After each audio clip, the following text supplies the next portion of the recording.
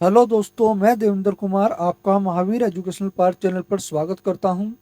दोस्तों, आज हम 7 फरवरी 2023 का पर्यावरण अध्ययन का प्रीवियस पेपर हल करेंगे और उसके सभी ऑप्शनों को, सभी विकल्पों को डिटेल से भी जानेंगे।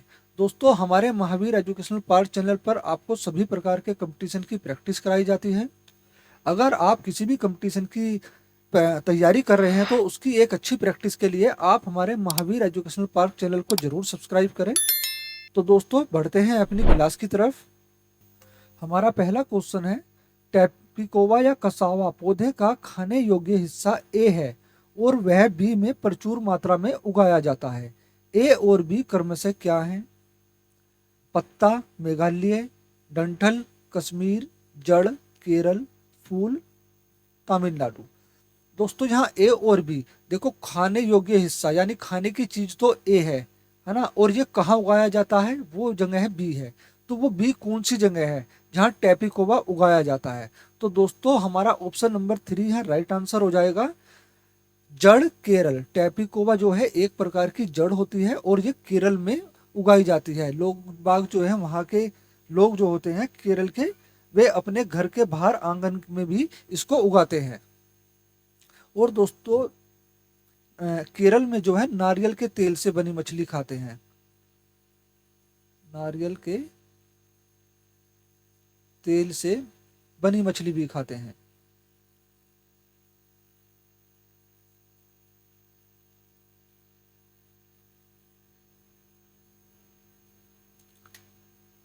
हमारा अगला क्वेश्चन है, ए की कमी से रक्त अल्पता या एनीमिया होता है। दोस्तों, इसको बोलते हैं खून की कमी। एनीमिया मतलब खून का कम हो जाना, ठीक है। और बी तथा सी ए के उत्तम स्रोत है, यानी बी और सी जो है ए के उत्तम स्रोत है। कहने का मतलब है एनीमिया यानी रक्त की कमी को दूर करने के लिए बी और सी उत्तम स्रोत है। तो ए, बी और सी क्रम से क्या है? ये तीनों चीज क्या है? तो दोस्तों, ए की कमी से जो होता है रक्त अल्पता या एनीमिया यानी खून की कमी होती है, ठीक है ना। क्या होती है? खून की कमी। तो खून की कमी किस कारण होती है? ए की कमी के कारण। तो ए क्या होता है? दोस्तों, ए होता है लोहा या लोह तत्व बोलते हैं, ठीक है ना। क्या बोलते हैं? लोहा। लोह तत्व की कमी के कारण ही हमारे शरीर में जो है एनीमिया होता है या खून की कमी होती है। और बी और सी इसके अच्छे स्रोत है, यानी बी और सी में लोह तत्व प्रचुर मात्रा में पाया जाता है। तो वो क्या चीज है? पालक। पालक और खजूर, ठीक है दोस्तों। लोह तत्व की कमी से एनीमिया रोग होता है। और पालक और खजूर, दोस्तों पालक नहीं है, पालक है ना। पालक और खजूर ए के उत्तम स्रोत हैं। तो यहां हमारा ऑप्शन नंबर 3 राइट आंसर होगा। अंजलि नई दिल्ली से तिरुवनंतपुरम रेल द्वारा यात्रा कर रही है। अपनी रेल यात्रा के दौरान वह निम्नलिखित में से किन नदियों से गुजरेगी? नर्मदा, गोदावरी, गंगा, यमुना, दामोदर, कृष्णा, नर्मदा, कृष्णा, गोदावरी, या फिर यमुना, महानदी, गोदावरी। दोस्तों, हमारा इसका यहाँ ऑप्शन नंबर 3 ही राइट आंसर होगा, नर्मदा, कृष्णा, गोदावरी। कोवा लकड़ी के छोटे छोटे टुकड़ों का इस्तेमाल करके वृक्षों पर अपना घोंसला बनाता है, लेकिन एक्स अपना घोंसला नहीं बनाती और उसमें अपने अंडे कोवे के घोंसले में दे देती है। तो एक्स कौन है? तो दोस्तों, एक्स कौन है जो कोवे के घोंसले में ही अंडे दे देती है और अपना घोंसला खुद नहीं बनाती? भारतीय रोबिन, जुलाहा चिड़िया, कोयल, या फिर गोरैया।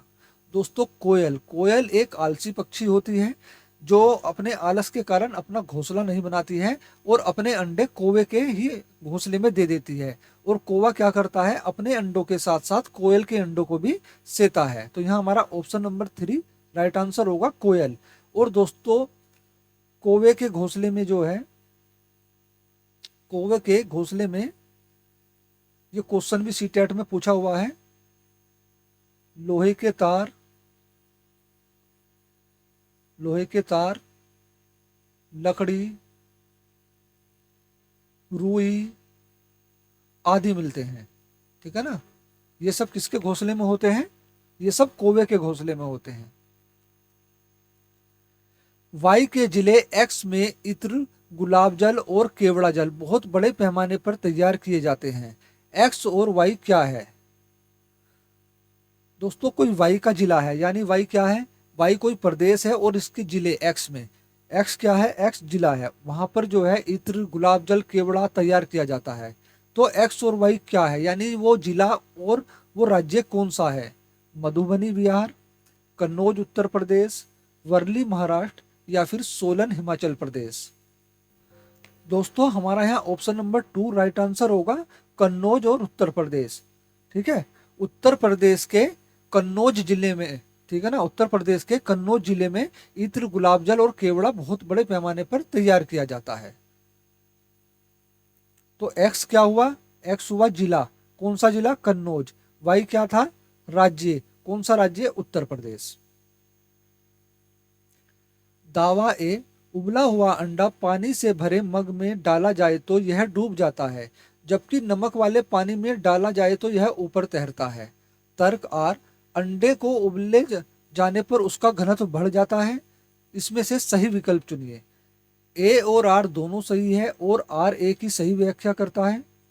ए और आर दोनों सही है लेकिन आर ए की सही व्याख्या नहीं है। ए सही है और आर गलत है। ए और आर दोनों ही गलत है। तो दोस्तों हमारा कौन सा ऑप्शन नंबर इसमें राइट होगा? दोस्तों यहाँ देखो, उबला हुआ अंडा जो है पानी से भरे मग में डाला जाए तो वह डूब जाता है क्योंकि उसका घनत्व पानी से कम होता है। ठीक है, ये तो सही है, लेकिन अंडे को उबले जाने पर उसका घनत्व बढ़ जाता है, दोस्तों ये नहीं है। ठीक है ना, नहीं नहीं दोस्तों रुको, ये भी सही है लेकिन आर ए की सही व्याख्या नहीं है दोस्तों। ठीक है ना, ए और आर दोनों सही है लेकिन आर क्या है, ए की सही व्याख्या नहीं है। तो हमारा यहाँ ऑप्शन नंबर 2 राइट आंसर होगा। आजकल हम देखते हैं कि बहुत से कुएं पूरी तरह से सूख चुके हैं। इस स्थिति का मुख्य कारण क्या हो सकता है? लोगों ने कुएं के समीपस्थ क्षेत्र में बोरिंग पंप लगाने शुरू कर दिए हैं। कुओं के आसपास के क्षेत्र में मिट्टी कंक्रीट की हो गई है। कुओं का पानी दूषित होने के कारण उपयोग में नहीं लाया जाता है। दोस्तों जब कुएं है ही नहीं, अब कुओं का पानी ही सूख चुका है, तो दूषित पानी होने का कोई मतलब ही नहीं। दूषित पानी तब होगा जब कुओं के अंदर पानी होगा। ठीक है ना, अब तो ज्यादातर कुएं जो हैं सूख चुके हैं। तो देखो वो किस कारण से जो है सूख चुके हैं। तो वहाँ के जो आसपास के क्षेत्र है वहां पर बोरिंग पंप लग गए हैं, ज्यादा समरसेबल जिसको बोलते हैं। ठीक है ना, इस कारण से वहाँ के जो क्षेत्र का पानी होता है, उसका जल स्तर जो होता है वो और नीचे चला जाता है। तो हमारा ऑप्शन नंबर ए भी ठीक होगा। और कुओं के आसपास के क्षेत्र में मिट्टी कंक्रीट की हो गई है। देखो आपने देखा होगा आजकल जो है विकास के नाम पर जो है, बहुत तरक्की के नाम पर बहुत मतलब नकारात्मक प्रभाव छोड़ा जा रहा है। ठीक है, जैसे नए नए पुल बनवाना या फिर उनको अंडरग्राउंड रेल की लाइन बिछवाना, या बहुत ऐसे कारण हैं। ठीक है ना, जिसके कारण जो है पानी जो है, हमारा पानी का जल स्रोत जो है वो नीचे जाने लगा है। तो आपने ज्यादातर देखा होगा सारी की सारी सड़कें जो हैं आजकल में कंक्रीट की हो गई हैं। पहले जो है खड़ंजे हुआ करते थे, जिसके कारण वर्षा का पानी क्या होता था, खड़ंजों से मिट्टी के अंदर चला जाता था। लेकिन अब क्या है, अब जो है सब कुछ सीमेंटेड हो चुका है, तो जिस कारण जो है पानी मिट्टी के अंदर, जमीन के अंदर वापस नहीं जा पाता है। इस कारण भी जो है सूखा पड़ता है। तो ये हमारा ऑप्शन नंबर बी भी सही होगा लेकिन सी नहीं सही होगा। ठीक है ना, ए और बी हमारे दोनों सही हैं। तो हमारा विकल्प नंबर ए सही होगा, ए और बी। ठहरे हुए जल पर मिट्टी का तेल डालना बरसात के दिनों में मच्छरों के प्रजनन को रोकने का एक सामान्य तरीका है। इसका क्या कारण है? ऐसा क्यों किया जाता है? इसका क्या कारण है दोस्तों? मिट्टी के तेल से मच्छरों को ऑक्सीजन की आपूर्ति बाधित हो जाती है। मच्छर मिट्टी के तेल में फंस जाते हैं। मिट्टी के तेल में एक ऐसा पदार्थ होता है जो मच्छरों को मार देता है। मिट्टी के तेल की गंध मच्छरों को विकर्षित करती है। दोस्तों इसका जो होगा ऑप्शन नंबर 1 राइट आंसर होगा। इससे क्या होता है, मिट्टी के तेल डालने से पानी में क्या होता है, मच्छरों को ऑक्सीजन की आपूर्ति नहीं हो पाती है। ठीक है ना, मच्छरों को क्या होता है, ऑक्सीजन की आपूर्ति नहीं हो पाती है, जिसके कारण जो मच्छरों का लार्वा होता है वो वहीं पर मर जाता है। तो यहाँ हमारा ऑप्शन नंबर 1 राइट आंसर होगा। निम्नलिखित में से कौन से राज्य केंद्र शासित प्रदेश बंगाल की खाड़ी की तटरेखा पर है? दोस्तों केंद्र शासित राज्य की बात हो रही है। कर्नाटक, महाराष्ट्र, केरल, उड़ीसा, तमिलनाडु, आंध्र प्रदेश, पुडुचेरी, कर्नाटक, गोवा, दमन, पुडुचेरी, तेलंगाना। दोस्तों हमारा यहाँ ऑप्शन नंबर 2 राइट आंसर होगा। उड़ीसा, तमिलनाडु, आंध्र प्रदेश। इसके अलावा दोस्तों पश्चिम बंगाल, पश्चिम बंगाल भी बंगाल की खाड़ी की तटरेखा पर स्थित है। भारत के एक गांव में घरों की दीवारें आमतौर पर मोटी होती हैं और मिट्टी से पुती होती हैं। इन घरों की छतें कांटेदार झाड़ियों से बनाई जाती हैं। इस प्रकार के गांव आमतौर पर किस क्षेत्र में हैं? मरुस्थल क्षेत्र में, बर्फीले क्षेत्र में, अधिक वर्षा वाले क्षेत्र में, या फिर मैदानी इलाकों के वनीय क्षेत्र में? दोस्तों राजस्थान, राजस्थान का जो कुछ एरिया है वो ज़्यादातर रेतीला है, तो जिसको मरुस्थल क्षेत्र बोलते हैं। और राजस्थान में क्या होता है, मोटी दीवारें बनाई जाती हैं, ठीक है ना, जिस कारण से अंदर वहां पर जो पड़ने वाली गर्मी है वो अंदर ना पहुंच पाए, मतलब ज्यादा गर्मी ना पहुंच पाए और ना ज्यादा ठंड पहुंच पाए, इसलिए वहां पर जो है मोटी मिट्टी की दीवारें बनाई जाती है। तो यहाँ हमारा ऑप्शन नंबर 1 राइट आंसर होगा, मरुस्थल क्षेत्र में। यहाँ कभी कभी ऑप्शन में राजस्थान भी दे सकता है, ठीक है ना, राजस्थान। मरुस्थल क्षेत्र का मतलब होता है जहां मिट्टी उपजाऊ ना हो, बंजर हो चुकी हो, रेतीली हो चुकी हो। दावा ए, शकरकंद एक जड़ है। तर्क आर, यह भोजन संग्रहित करती है। सही विकल्प चुने। ए और आर दोनों सही हैं और आर ए की सही व्याख्या है। ए और आर दोनों सही हैं लेकिन आर ए की सही व्याख्या नहीं है। ए सही है लेकिन आर गलत है। ए और आर दोनों ही गलत है।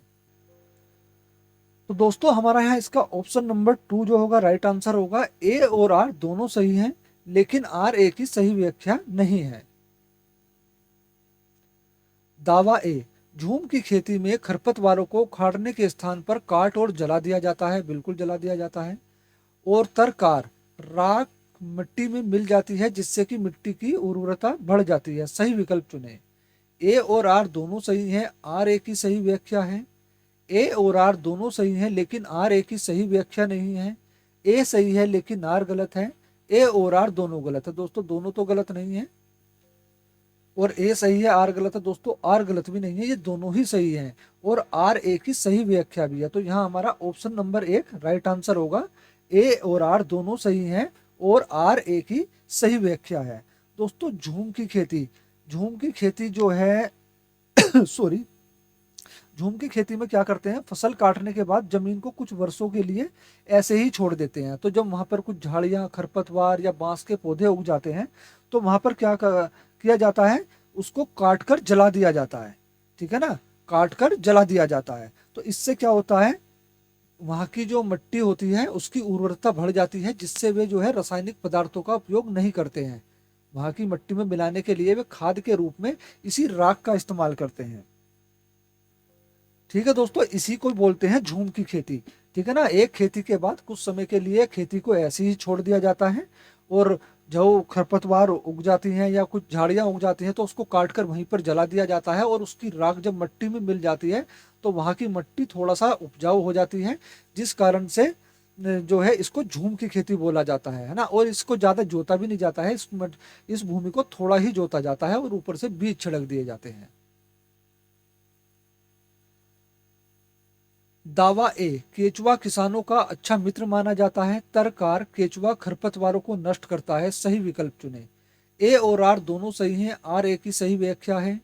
ए और आर दोनों सही हैं लेकिन आर ए की सही व्याख्या नहीं है। ए सही है लेकिन आर गलत है। ए और आर दोनों ही गलत है। दोस्तों दोनों तो गलत नहीं है।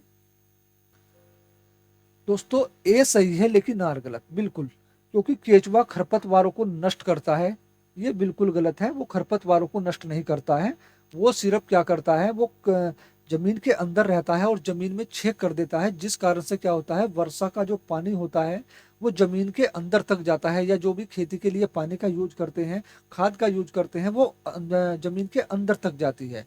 ठीक है, इसीलिए जो है केंचुओं को किसानों का अच्छा मित्र माना जाता है। इससे होता क्या है दोस्तों, जब केंचुए जो है मिट्टी को नरम करते हैं, है ना, क्योंकि जब वे सुरंग बनाते हैं ना मिट्टी के अंदर, तो आपने देखा होगा भी खुदाई करते हुए अंदर चले जाते हैं। तो इस तरह से क्या होता है, हवा और पानी आसानी से मिट्टी के अंदर मिल जाते हैं, जिससे मिट्टी बहुत ज्यादा उपजाऊ हो जाती है। तो यहाँ हमारा ऑप्शन नंबर 3 राइट आंसर होगा। ए सही है लेकिन आर गलत है। राजीव अपने घर में कंपोस्ट खाद बनाना चाहता है। निम्नलिखित में से कौन से अपशिष्ट पदार्थ उसको कंपोस्ट पिट में डालने चाहिए?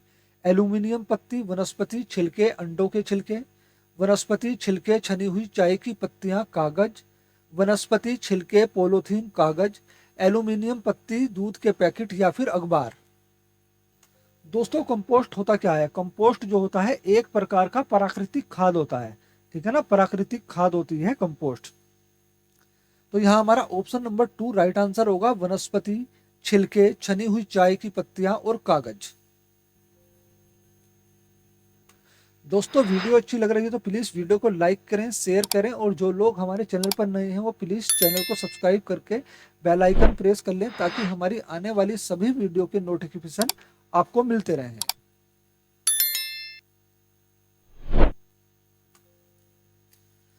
बीज सजीव है क्योंकि यह पौधे का भाग है, निर्जीव है क्योंकि हम इसको पका सकते हैं, सजीव है क्योंकि यह एक पौधे में वृद्धि कर सकते हैं, निर्जीव है जैसा कि यह श्वसन नहीं करता। तो बीज क्या है दोस्तों? तो देखो ध्यान से देखो, बीज क्या होता है? बीज एक जीवित होता है। क्या होता है? एक बीज जीवित होता है क्योंकि यह पौधे को विकसित करता है, पौधे को पैदा करता है, पौधे को बढ़ा देता है। ठीक है ना, पौधा किससे बनता है? पौधा बीज से ही तो बनता है। ठीक है, तो बीजों को अंकुरित होने या नए पौधों के रूप में विकसित होने के लिए सही परिस्थितियों की आवश्यकता होती है। उन्हें हवा, पानी, तापमान, अच्छी मिट्टी, उपजाऊ मिट्टी, सही मात्रा में प्रकाश, सूर्य का प्रकाश मिलता रहता है। ठीक है ना, तो यहाँ क्या है? बीज क्या है? सजीव है क्योंकि यह एक पौधे में वृद्धि करते हैं या एक पौधे को विकसित करते हैं। यह हमारा ऑप्शन नंबर 3 राइट आंसर होगा। एक पर्यावरण अध्ययन शिक्षक के द्वारा बच्चों के आकलन में निम्न में से क्या किया जाना चाहिए?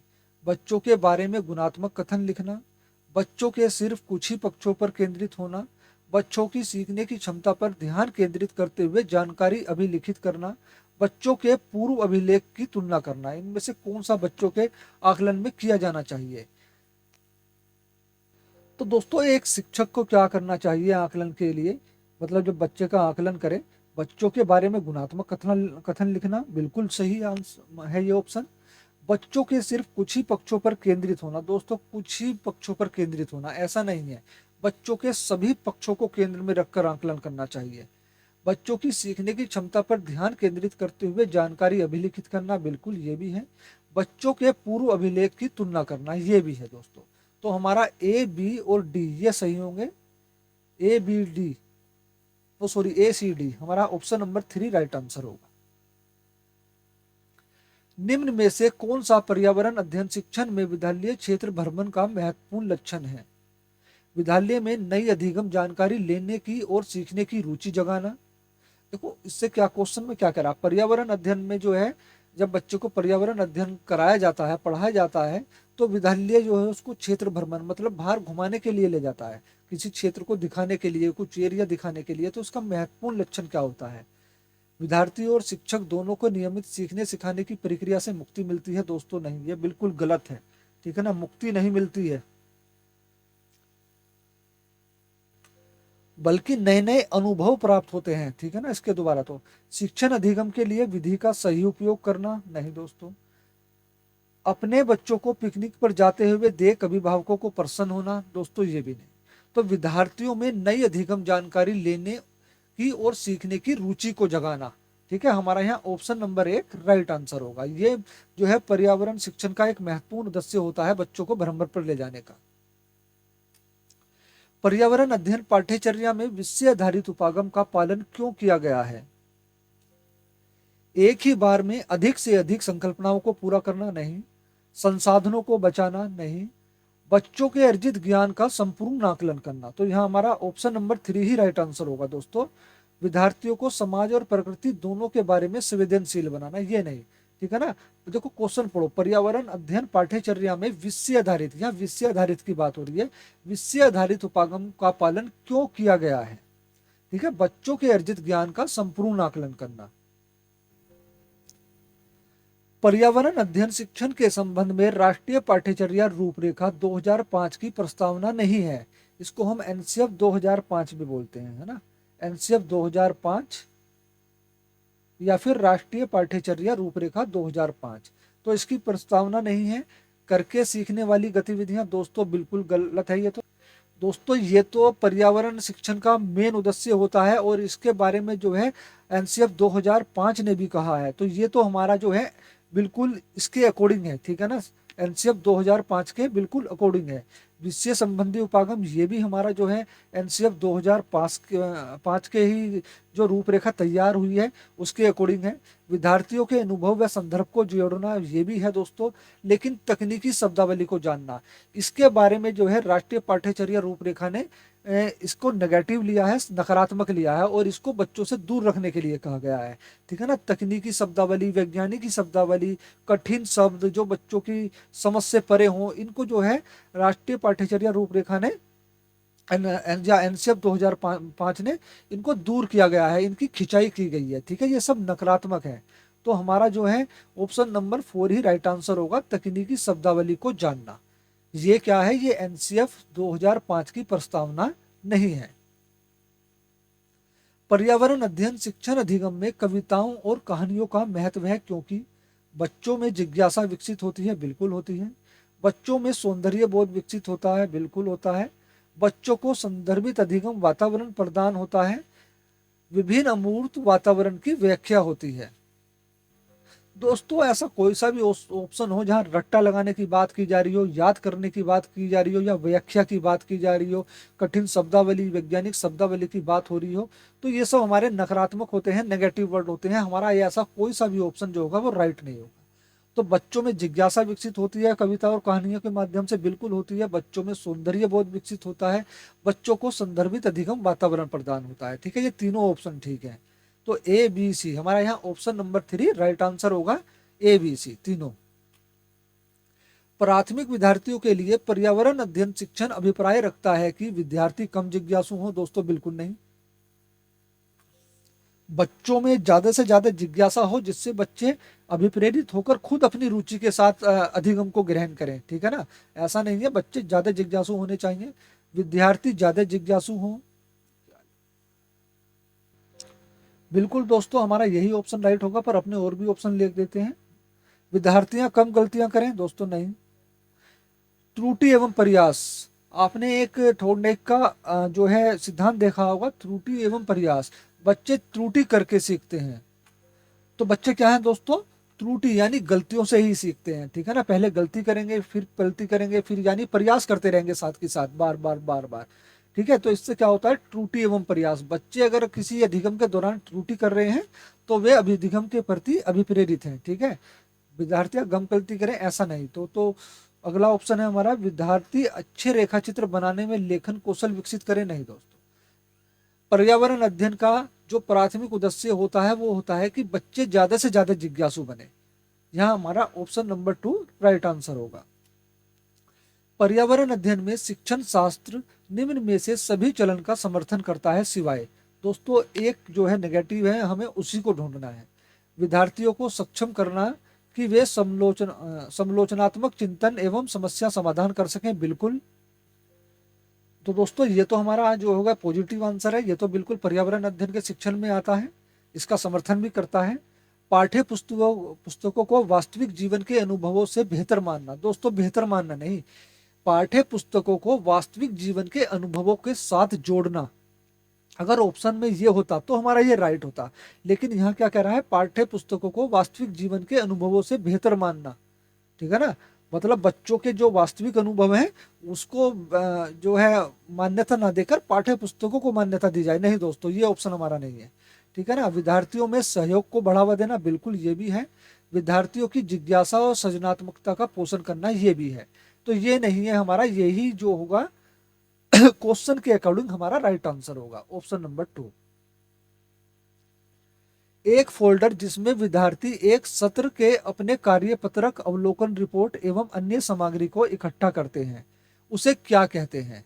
पोर्टफोलियो, उपाख्यानात्मक अभिलेख, परियोजना, फाइल। दोस्तों वो फोल्डर जो होता है जिसमें विद्यार्थियों के पूरे साल की अवलोकन रिपोर्ट, मूल्यांकन जो है उसकी पूरी फाइल बनाकर जिसमें उसको रखा जाता है, उसको बोलते हैं पोर्टफोलियो।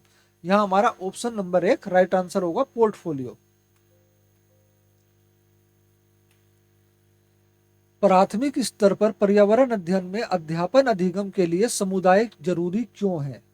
यह आसानी से उपलब्ध संसाधन है, इसमें बड़े और समझदार लोग होते हैं, यह वास्तविक परिवेश में सीखने का मौका देता है, इसके लिए किसी कोष के खर्च की आवश्यकता नहीं होती। दोस्तों, समुदाय क्यों जरूरी है? मतलब समुदाय का मतलब हो गया घर परिवार आस पड़ोस, ये सब क्यों जरूरी है? तो दोस्तों, यह वास्तविक परिवेश में सीखने का मौका देता है। यहाँ हमारा ऑप्शन नंबर 3 राइट आंसर होगा। एक पर्यावरण अध्ययन की पाठ्य पुस्तक निम्नलिखित में से कौन सी विशेषता दर्शाती है?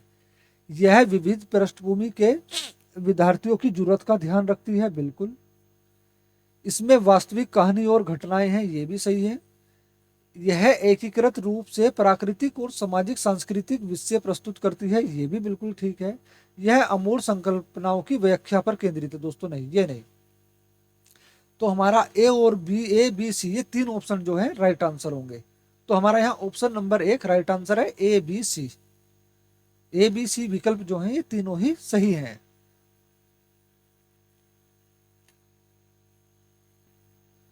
दोस्तों प्लीज वीडियो को लाइक और शेयर जरूर करना, और जो लोग चैनल पर नए हैं या जो बच्चे किसी भी कंपटीशन की प्रैक्टिस कर रहे हैं और उनको एक अच्छी प्रैक्टिस करनी है, तो वो प्लीज हमारे महावीर एजुकेशनल पार्क चैनल को जरूर सब्सक्राइब करें, क्योंकि हमारे महावीर एजुकेशनल पार्क चैनल पर आपको सभी प्रकार के कंपटीशन की प्रैक्टिस कराई जाती है। तो हमारी जो प्रैक्टिस सेट हैं वे आपके किसी भी कंपटीशन की तैयारी में आपकी काफ़ी हेल्प करेंगे।